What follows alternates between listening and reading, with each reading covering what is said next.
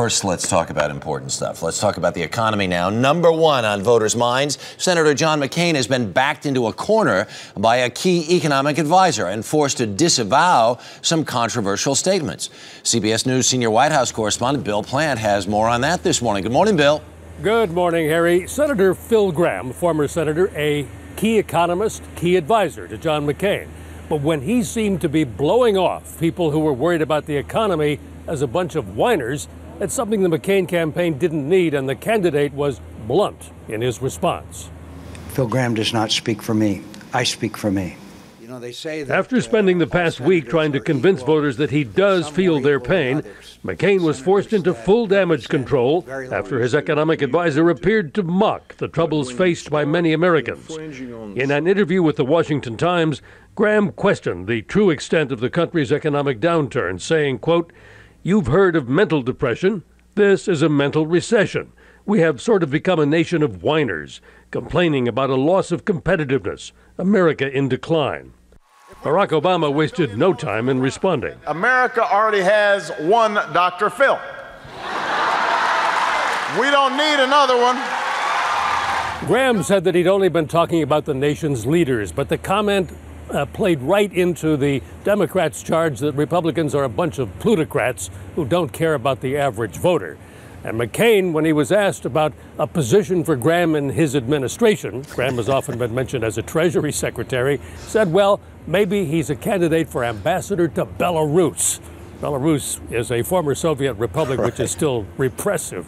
Yeah, Harry. And McCain went on to say that he wasn't sure the people of Minsk would be happy about it either. Right. There you go. Bill Plante at the White House this morning. Thank you very much. Joining us is CBS News chief political analyst Jeff Greenfield. Good morning. You're John McCain, and you bring somebody into your fold like a Phil Gramm, serious heavyweight, long-time service in the Senate, supposedly on the money in terms of the economy. He says stuff like this. How does that rub up against your campaign? Well, okay, you're in the suburb of Detroit, an area with more than 10% unemployment. You're trying to show that as even though you're a Republican, but you're not a conventional stereotype Republican, you feel the pain, to coin a phrase, of the workers. And your top economic advisors calling the country a nation of whiners, saying it's all in your head. Phil Gramm is a long-time free market deregulator guy, and that's not the message McCain is trying to communicate. It steps on a message on the very week when McCain is out there trying to say, on the economy, I'm with the regular, ordinary, hurting folk. Yeah. Not helpful. It's interesting because we're in a summer of surrogates, and one of McCain's other surrogates, Carly Fiorina, who, of course, was the CEO of Hewlett-Packard and is another one of his important economic advisors, has been shooting from the lip and, you know, sort of running off the cuff. And there was this whole controversy about what she had to say about whether or not insurance companies would pay. Let's look at a bite, and then we'll come back and talk about it. I guess her statement was that it was unfair that health insurance companies cover Viagra but not birth control. Do you have an opinion on that?